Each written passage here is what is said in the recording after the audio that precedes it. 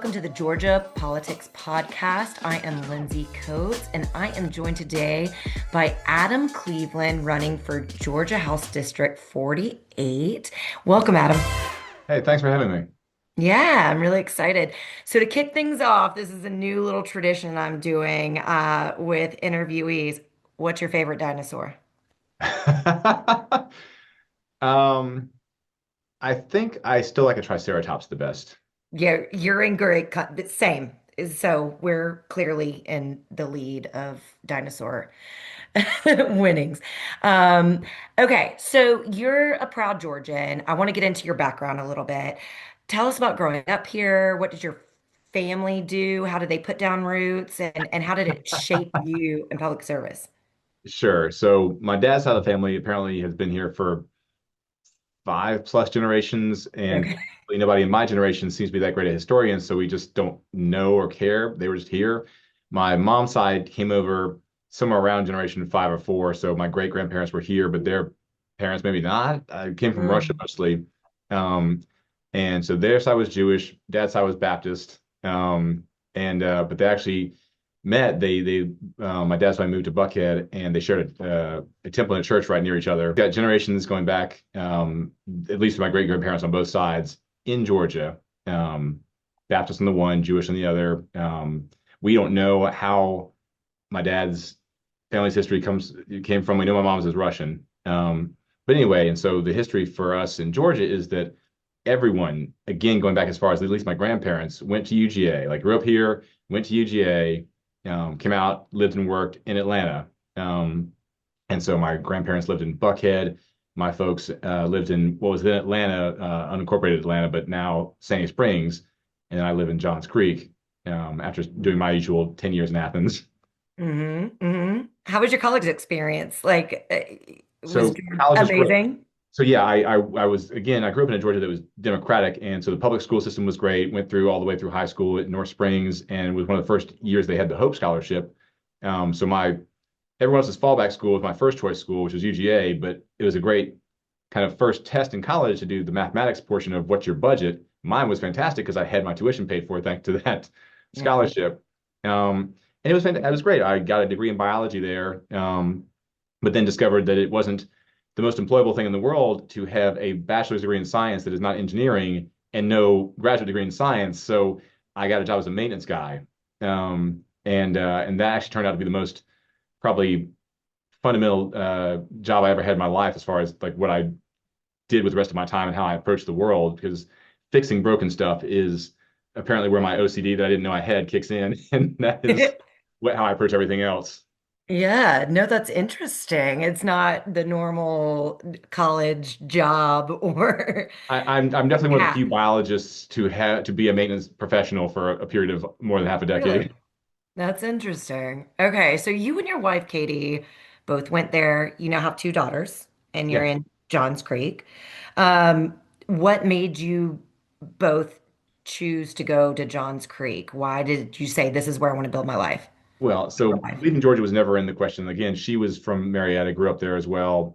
So we'd always lived in the Atlanta area, loved this state, and we were both public school kids. And so the biggest thing for us was, where are there good public schools? And we looked at East Cobb in the Walton district, and we looked at kind of, I think, Gwinnett in the Northview, or Fulton in the Northview. Wait, I can't remember which one Northview is, but then also Johns Creek High School is kind of our top three Mhm. choices. And the most affordable home that we liked we could find was in the Johns Creek district, so we moved there. And I Makes have it not, easy, right? yeah, it's fantastic. And I got to say, I have not regretted that for a moment. Like the kids have had a great experience. It was actually very strange when we first moved in the neighborhood. The number of people that told me how much they loved the elementary school was very Stepford wives. Like it just kept happening again and again. hmm We're starting to get a little creeped out. And then we went and we're like, oh no, we're about to do this to people too, because it is amazing.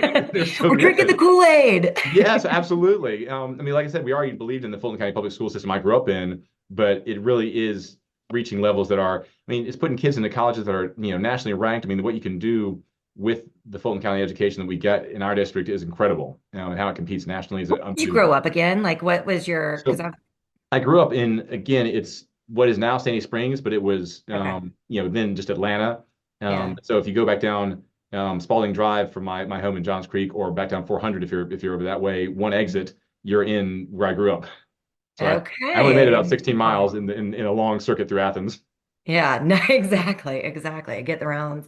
So you are a creditor's attorney, and I remember when we first met.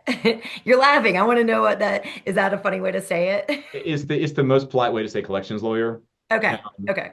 I mean, So, and I remember realizing when we first met and talked, like, and I do this all the time, right? It's like, oh my God, there's another job I had no idea existed.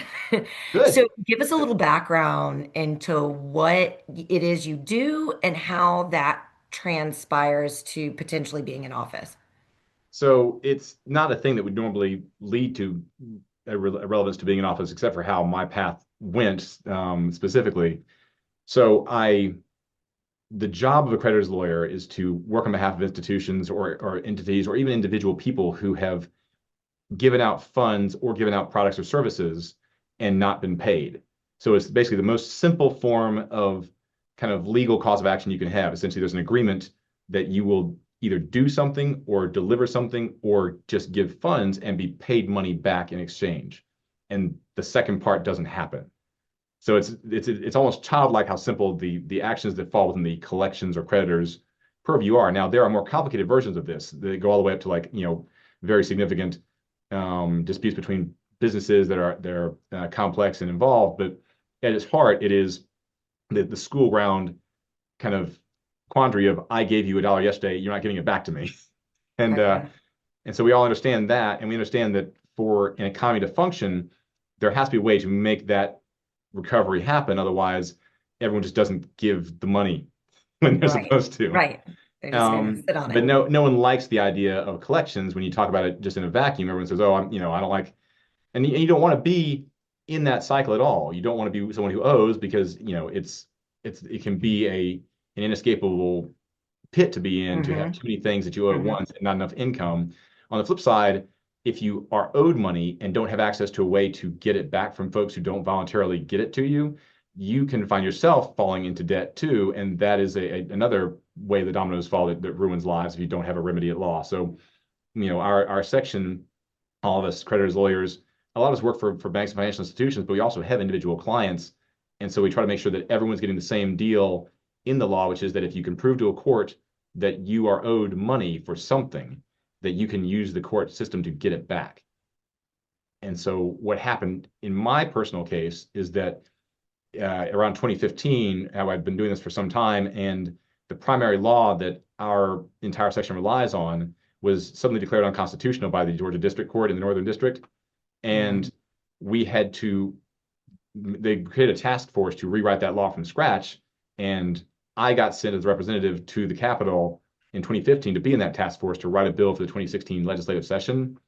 So I had to learn to Hmm. do that from scratch on the fly. And then when we weren't satisfied that that bill actually accomplished the goals that they had been claiming to have, which was to make a functional enforcement of judgment law, I had to learn to lobby and then go back and find allies and build coalitions to go and get both Republicans and in some cases Democrats on our side.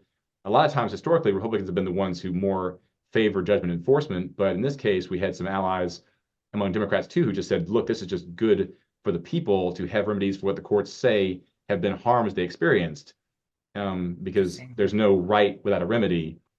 And so we got good enough that we got a bill through that session that did pass and allowed the law to exist again. And then the lawyer for another major entity in Georgia joined me in 2017 to come back and make another bill to fix some things that were still out there. That passed in 2018. And then in 2020, we went back again, wrote it ourselves from whole cloth. And that one we passed unanimously through the legislature in 2020, which is the same year they couldn't agree who won the presidency. So we got good at doing all the legwork it takes to make a bill effective when you talk to all the parties that can be, impacted by that bill, so that we would walk into the legislature and testify in committees in both chambers and be able to say we've already checked with these guys, and all of them are hearing from their lobbyists and their sources that yeah, these guys have come to us, we've already done the legwork, you're good, go ahead and please vote for this. Yeah, so that leads me directly into what my next question was going to be about this legislation that you wrote. And so was it just the 2021 that passed unanimously or That was just the the only one that passed 2015 unanimously. too? We had about I think the 2016 bill, there were maybe, less than 10 holdouts Hmm. across both chambers. I think the 2018 one that was from 2017 to 2018, it passed in 2018. Again, we were probably under five, and then unanimously in 2020. We kept getting better at knowing who cared and how to make sure we checked with them and got their interest appeased. And what was that learning process? Like, what did you learn from one bill to the next? Because you've already done this legislating, right? Like Yes. you've literally created bills multiple times.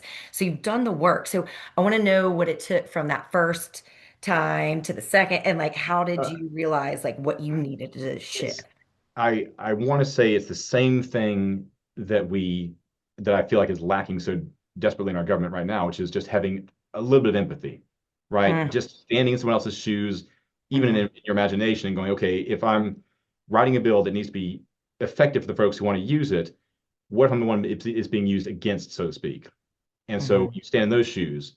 And then in our case, this bill, had third parties involved. And so we said, okay, what if we stand in their shoes? And so as you really force yourself to pretend that you are not just in the shoes you think of when you are creating something that you want to use for a purpose, but imagining that you're the person it might affect or the entity or the interest that might be impacted by it, you realize you want to build in protections that allow for, some response and not just a complete obliteration of rights if it is used and you're on the receiving end. So yeah, again, you typically think of collections lawyers as one-sided, but for our purposes, what we do is supposed to be even-handed across all people.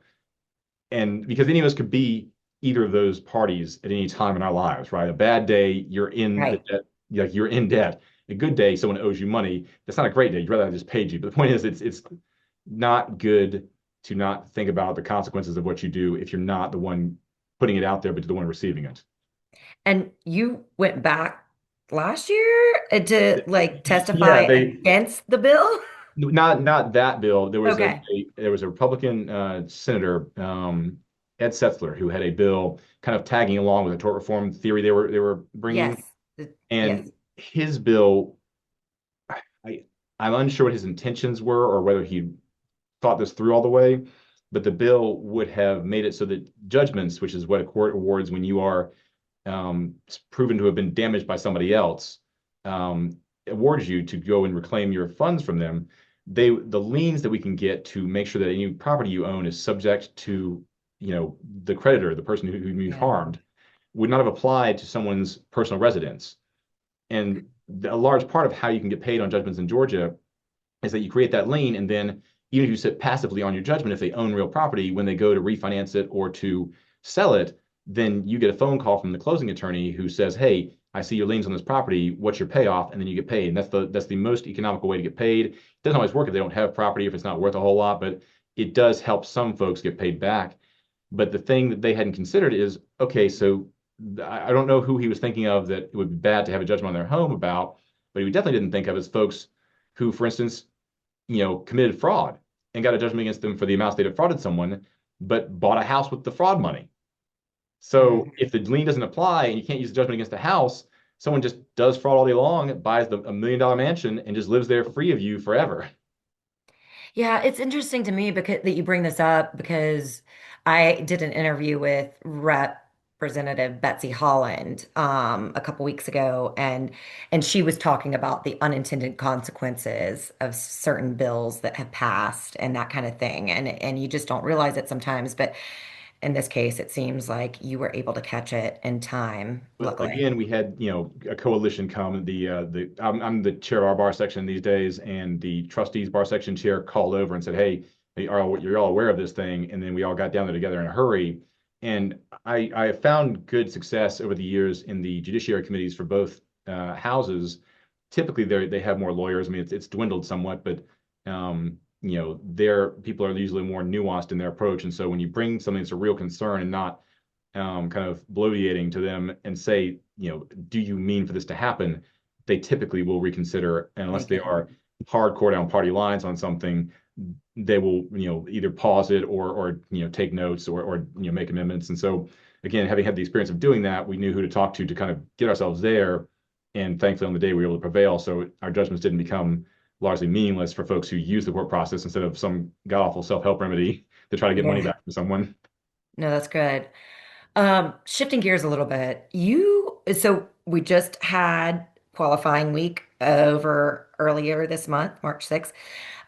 You, you registered to run back in October of last year. What was the moment, conversation, what breaking point potentially that made you like, I'm doing this? So there were a couple of things that led me there. I think one, and this as far as the thing that made me think I might need to run for office was previously when the U.S. Supreme Court ruled that there is a person among us in the country who can not be prosecuted for crimes he Mhm. commits. He or a future she, but the point is there's a role that allows a citizen to be exempt from prosecution for crimes is the exact opposite of a constitutional republic. Like every person subject to the law is a constitutional anything. You lose it at that moment. So we found ourselves in a situation of needing to get back a constitutional republic. And so Hmm. that drove me a lot. I had watched one candidate's campaign for a state office that I had high hopes for flounder, and I was just saddened by that. And so wanted to try to do better. But then the last thing I think that really inspired me was watching Deborah Shigley in Alpharetta and in kind of Cherokee County run for office, trying to help in campaign because I kind of moved through over the years voting consistently through all the elections and then voting and donating and then with Deborah voting and donating and canvassing and I was like well she made a great effort I thought she She brought did a all the great job. points that I believe in like her campaign was about not just her opponent but also the things that Republican opponents like that in Georgia allow which is basically Donald Trump to take over our state like that Pledge of Allegiance they swear is not to the Constitution or to America, is to one guy. And she drove that point home, but it still fell short.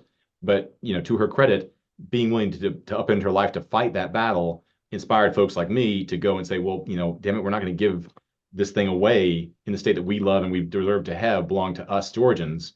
Whether you moved here or whether you're born here, being a part of this state means that you choose to let our independence be your priority instead of just giving away especially for folks who have nothing but political ambition as an Right, exchange.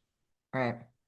And it is frustrating to see that you can tell the ones that have been in for a while and are just or are trying to get and break through even at more local levels so that they can hold higher office and it just the system of where we're constantly bashing on our politicians that are elected and saying, "Oh, they're just in it for the money and then they get in office and then anyway, I don't know where I'm going with that. I just get very frustrated because we continue to bash our politicians, but yet continue to elect the ones that are I clearly there to well, do this and this thing. I think my race is one that kind of there's two sides to that one. No political party, in my estimation, has got it right because as you Right. get higher up, like Exactly. Georgia has right that we have part-time politicians, which is it's not perfect because there's still influence Do on the you agree with that? Do you? I've I, been I hun- struggling with this. yeah, so here's how my theory goes, and we'll see if folks resonate with this or not. Um, no one should be a career politician in my estimation. That Right. career should not exist, period. And so at the federal level, I would love to make it so that you have a maximum of 4 years as president and 8 years in any congressional office, whether it's Senate or House, just staggered out so the terms even Four out. years as president. 4 year, That's it. 4 year, because really we get 2 years of a president's first term and they start running for office again. So we've lost 2 years if they were good. Hopefully they're distracted for the last 2 years if they're bad. But the point is, we don't get 4 years of work out of a first term president. We get Okay. 2 years of work and 2 years of campaigning. Okay. And so 4 years as president is time to get a lot done. We've seen how much presidents, for good or bad, can get done in 4 years of actual work. They just usually spread it across two terms of eight, which can have combined 8 years. Um, Right. and But then in the again, Georgia legislature, let's talk about that. okay, so Georgia's legislature, the good thing about it is, I mean, the downside is it pays you very poorly for the time you're in there, which means that people like me who have a pretty good paying job take a huge hit to go run for office. The flip side of it is it takes so much time to run for office and so much money and so much investment that essentially no one who hasn't got those means has a really good way to do this campaigning at all. So campaign finance would be a necessary part of trying to get a little more honesty in politics and less political ambition because what a lot of folks are doing is trying, like you said, trying to use that part-time office to seek higher offices, seek being a career politician. If you take the political career off the table because it's too limited to make an entire lifetime, then you get folks who go in with an axe to grind, which is for me the right way to go into politics. It has to be a sacrifice. It should be Mhm. that you are there for a cause that you don't want to be there for for its own sake. And having a part-time legislature helps that because essentially that way you have to go out and live with the consequences of what you did, just like I wish Congress had to do. Yeah, yeah, that makes sense. What what are your thoughts around now that I didn't plan to go down this path, but now that you're talking about it, what are your thoughts around how short our legislative session is I and how that's kind of like related back to farming days and things like that? So again, I because I am so against career politicians, that's fine for me. Now it is, I will admit, for anyone who's trying to make a living, because again, my opponent and I are both pretty well to do, so we can pull this off. I think he's, stopped having an actual full-time job some while Mhm. ago and just campaigns for office all the We're gonna time. get into that. Oh, Just- but point is, without significant means, it is difficult to make ends meet if you're going to sacrifice your actual regular job for the 3 months. Well, really, plus the other time that they ask of you the rest of the year to prepare for those 3 months. But I still think that it is worth having that limited time as opposed to being a legislator full year round because you will make a career legislator if you make it a year long engagement. And again, I think that is a bad thing. I think having to be a regular person living alongside your fellow regular people, despite going and doing some legislation in the meantime, is a slightly safer system than just having some people become a class apart from the rest of us whose income is derived from keeping a government job. Mhm. Because I don't trust people. I trust their motivations. And Mhm. when your income is based on keeping a job, you stop being so motivated to do the job, right? I Right. want folks who go into the office as a legislator ready to lose that role to do it right. Yeah, I'm so glad that we ended up touching on that because it's been something that's been on my mind, just kind of like rolling around in the back as I talk to different people in the legislature, talk about term limits, talk about all this stuff that it is involved in our specific the legislation system. I'm going to skip around a little bit, but I'm going to jump forward to where I wanted to get to because we did talk about your opponent is an incumbent, Scott Hilton, and he left South State Bank in 24 and is now the managing director of a capital firm, a real estate investment firm, while he simultaneously serves as a state legislature on the Ways and Means Committee, which deals directly with tax policy and affects real estate investment. So when a legislator's day job overlaps cleanly with his committee assignments, how are we as voters supposed to think about that? How do we know who he's actually governing for or representing? So again, like I said, don't trust people, trust their motivations. And I hate to say, Yeah. but in this case, the motivations are, to do things that will benefit his income stream. I mean, and that's, in fairness, any of us is subject to that, right? Okay. If I get into That's office, fair. there's a very good chance that I will make bill, like I would not be disinclined to say no to creditor-friendly bills. The difference is, what kind of backstops are there on your worst instincts for self-interest while in office? And unfortunately, our current legislature has almost none. Like you said, we don't see a lot of recusals. I looked Mhm. up to That's what see I was any. going to ask you. Yeah. Yeah, Would you recuse? no, that's the answer is that there needs to be something that causes you to recuse. Even if you bring a bill yourself, you should not be part of the vote on your own bill. Uh, Hmm. I think that if you can't convince others that what you're doing is good for the people, then you have no business doing it. And so that's your best bet is recuse. And I've seen Scott leave the room on other votes, things that would have been difficult to explain to either side of his voter base. And so he's capable of recusing, all it tends to be just not being present for a vote. Um, Hmm. but the Which is point a is, typical tactic. I mean, we've all seen lots of politicians whose parties mhm. allow them to take a pass on a vote that would look bad for them in their district, but is kind of required for that party's voter base. But in this case, I think the answer is that you find some mechanism to enforce against a legislator that they do not vote on their own bills. Like you must actually recuse, um, or you must find another sponsor for a bill that you like. Like there should be a way that we can enforce. And that's the thing is there's usually a fix for most issues if we can identify what the problem is. The problem is that we have legislators who have active businesses, partly because we're a part-time legislature, and don't force folks to divest themselves. But at the same time, they are actively championing bills that benefit their businesses directly. And so the fix for that is recusal at the very least.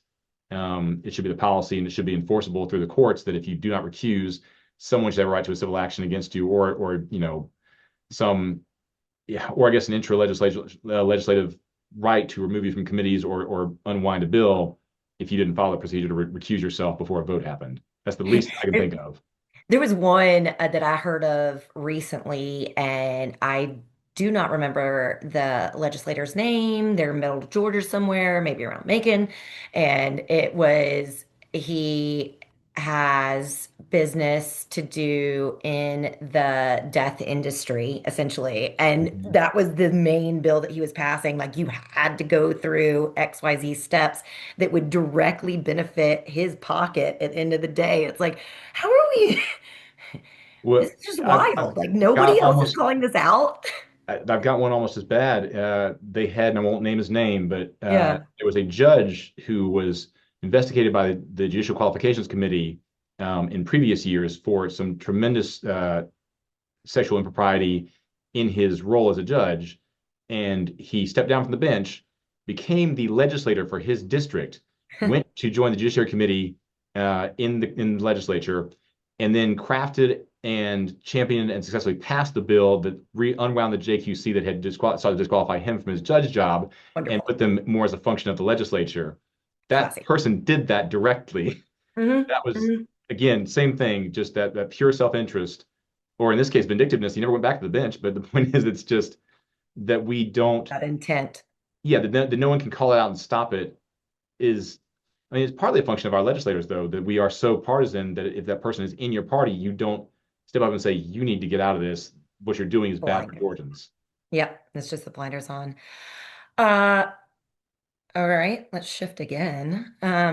Your opponent, Scott, was a vocal champion, and this is one that really grinds my gears, so I'm excited to get into it on education, but of the Mhm. Georgia Promise Scholarship Act, and he literally stood on the floor and told colleagues that voting yes for school vouchers was a yes for raising teacher pay.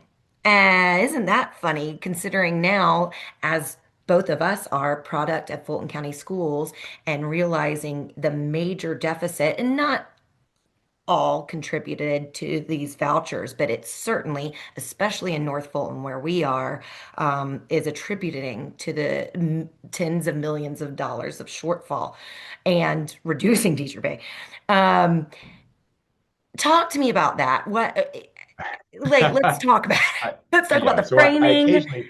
I occasionally check in on what Scott's up to, and his webpage had previously said that one of his three pillars of his campaign was women's rights, even though he is actively against reproductive freedom. So I'm curious about why he would choose Mhm, that topic. Well, most recently he came out with something saying his pillars, and he named one of them. He's a strong advocate for education. I'm like, again, it's like you pick the thing you are most actively working against and say you're for it. mhm, I don't know what the tactic is there besides pure dishonesty, but yeah, it's very frustrating to watch. I mean, look at the property tax bill they tried to bring this year to change our constitution. To know how much of public good relies on good public education, and then to mhm, actively go and undermine that intentionally and undeniably is a bad hypocrisy. And I won't even talk about the distribution of his children between public and private school for Scott personally, but for those who know, it's doubly hypocritical. But the point is, it is very frustrating to watch anyone claim to advocate for education and instead be seeking. And again, this is kind of a tradition, like a kind of uber traditional Republican mindset, which is that everything's better private. So essentially, mhm, we have government do for people what they can't do for themselves. Public education has been a part of that for ages, but there is that wing, the most MAGA, the most extreme, the most beyond conservative, because public education is a conservative value, but it's been bastardized into this thing now where no, only private industry can do that for us, and so therefore it's fine if public funds don't go to public resources, but instead come back to our own pockets, so we can give them to institutions that serve only the select group that can pay the remainder of those balances. So they're essentially asking the public to help them send their own children to private schools, and at the cost of the public schooling everyone previously had available. I mean, it's exactly. directly it's telling your voters, I don't care about what's good for you. I want you to do what's good for me, which is essentially my feeling about his whole career. He's the guy that voted to put money into Donald Trump's pocket directly from our DA's office in Fulton County, which is already, again, part of the same budget that funds our schools, made a law straight from scratch that said, hey, if you had a district attorney in this weird one-time situation, you can come and sue that county for all those funds. They leave. Hmm. Now we have a further shortfall. So it's again and again giving up the best interests of the county and the constituents in favor of political ambitions in his seat for some higher office or some future, advancement by Trump or Kemp or whoever he's chosen as his Leader. chariot too. Yeah. You brought up women's health care, and this is something obviously near and dear to my heart, not just because I'm a woman, but I've been very public about the losses I've experienced second trimester losses. And this was pre-Dobbs, and I was still almost forced to stay, and that's strong wording, but my doctors at Northside Forsyth wanted me to stay. Had me stay at the hospital for 2 nights, 3 days, and before they would give me give me um, uh, an abortion, essentially, to so I could go home and be with my other boys that were at home. Um, and so he has been in office as post Dobbs decision, and post our 6 week abortion ban or during. Um, Women in this district are having to drive to other states. I know personally a couple of them, to get health care that was legal to them just a couple years ago, and he's done nothing. So, what is your commitment to fighting for these reproductive rights and for women? So the section that actually imposes that ban is just within our Georgia code. It is not even a constitutional amendment, and therefore all you have to do is go back and take out those limitations, replace them with whatever level you're comfortable with. I'd say second trimester for sure.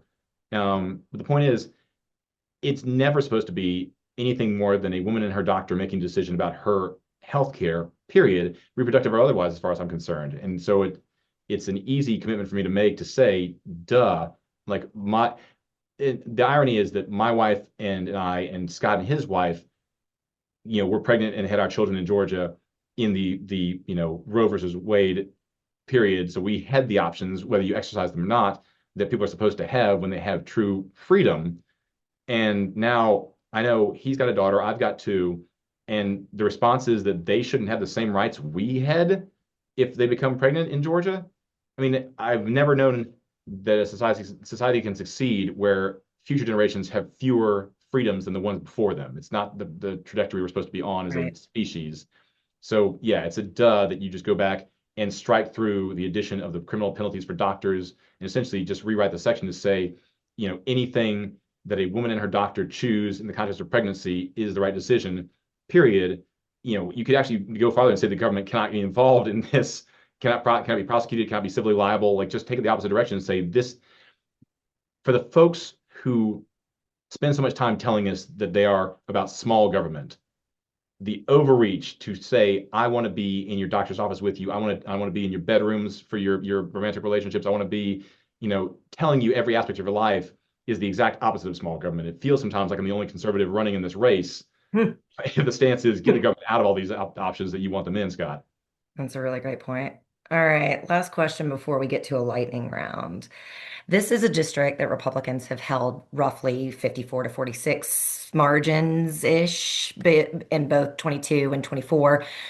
What makes you believe this is winnable? And beyond just flipping the seat, what do you want to actually say that you've accomplished in 2 years? So, what makes you think it's winnable, and what do you want to have on your resume in 2 years? So it's the same thing actually. The thing is that I want for us as Georgians and as people in this district are options and opportunities that apparently Scott is unwilling to offer. He spent 6 sessions in the legislature collectively and has never brought bills for the things that I think are most important. Obviously, reproductive freedom is one, but I mean, there's things as simple as saying in our voting code that you can't have a person who's been elected president twice be on the ballot for presidency a third time. It should be a duh, but the current president of the United States has said repeatedly since 2016 he wants that. We should, as a state, codify in one sentence. Nope, can't have it. Doesn't because right now it's just whatever the party nominates becomes on the ballot as president. That needs to be changed. These are simple fixes, but they're important to do on behalf of Georgians. Other things that people don't get into often enough, for my taste, is ranked choice voting, independent district maps. I mean, they Scott lost a seat in 2018, and they put him out to pasture until they redrew the maps in 2020 to bring his Gwinnett city into three Fulton cities that they thought would be affluent and apathetic enough to allow him back into office, despite his entire contribution being walking around the district just saying, "Hey, anybody know any good laws I can make for you? Not big stuff, just small stuff. Anything kind of trivial that I could put out there as a bill, make you happy." Whereas the person who does this job, and what I hope to have as my legacy, is that I'm shooting for the big things that can make all of our lives better. Try to end career politicians entirely, trying to make it so that we have every vote count, whether you vote for your most far shot, best hopeful candidate, and it trickles down to somebody who is not your first choice, but not your last choice, and everyone's votes are never wasted. You're not playing a prisoner's dilemma with others to see who you think you're safe to vote for. And that our districts actually match where we are, that we don't have politicians choosing who they want to vote for them, but that they actually say this city, this town, this neighborhood votes together, and we work our way up until the whole map is one you can point to and say, I don't need to have a line by line in front of me to tell you where my district is.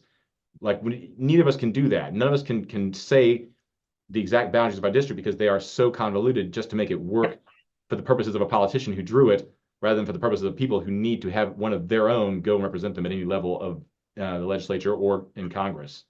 Well, that's exactly what we experienced. I mean, it was our new Roswell mayor that got gerrymandered up. So, yeah, totally agree with that. And the districting thing has been on the forefront of my mind as well as the gerrymandering topic. And it's something that I'm just, how do we take the politics out of it? Like, let's just all agree to, and then we'll be great. But The, that's not so easy the for me to answer say. is you bring the bills that Scott's scared to bring and you make folks vote against them. That's Oh, the answer. That's what he's too scared to put out there. The good ideas that we all know work. I mean, yeah. people talk about bring your 80+% ideas. Ranked choice voting is like a 100% idea among anyone who even knows what it is. You get the Yeah. information out there, you have full support, you bring a bill and say, okay, politicians, show us how you won't vote for us to have more options as voters. Independent district maps, you go, okay, here's how we can make it make sense every time to every person. Okay, politicians, show us how you won't do the selfish thing and deny us the right to have our political choices from within our own people. That's a singing. Like it sounds like angels. It's like, yeah, that's exactly what it's sanity They is could what it always have is. done It's this. not Again, angels, that's the it's political sanity. ambitions that drive me crazy. Is someone like Yeah. Scott goes in there and they think the only job they have is to keep their job. It's not. You blow the damn thing up if you're going to Yep. make a difference to the people that you're going to come back and live among, not live beyond. Could not agree more. Could not agree more. Well, thank you so much. We are going to move into the lightning round. I've got five quick questions for you All right. before we wrap up. All right. Something you've changed your mind about. In my life?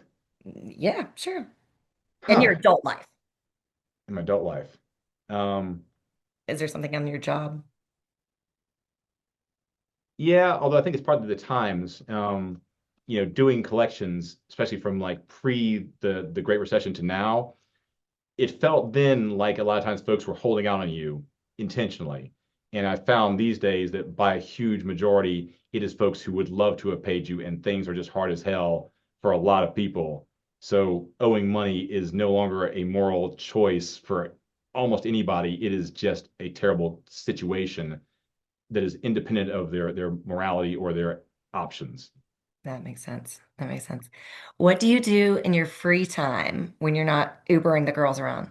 I'm not sure there's that much of that to spare these days. Those kids are active as hell, but I know that life with two teenage I mean, I'm boys. so glad. Like, I'm thrilled to death that they are out there doing things in the world, not Yeah. on a screen all day long. But man, oh man, I cannot wait till they can properly drive. But so I used to play ultimate frisbee with every spare minute I had, and that takes too much time, too much driving, and it's too far away a lot of the time for the in between. But tennis is in my neighborhood, and so I do a ton of that. Um, Also, video games I play far too few of, but when I get the chance, I completely veg out and do that. What's your Um, game?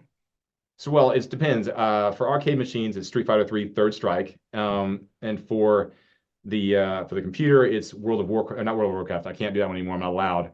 It's actually Diablo. Uh, Excellent. yeah. Married to a gamer.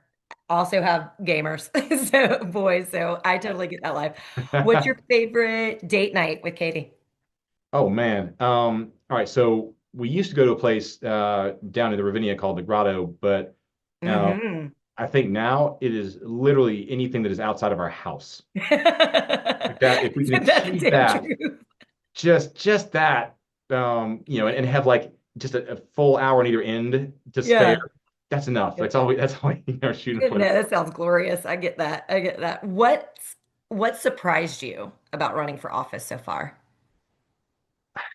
How horrifically similar to the collections practice it is because you spend all day calling people for money. Yeah.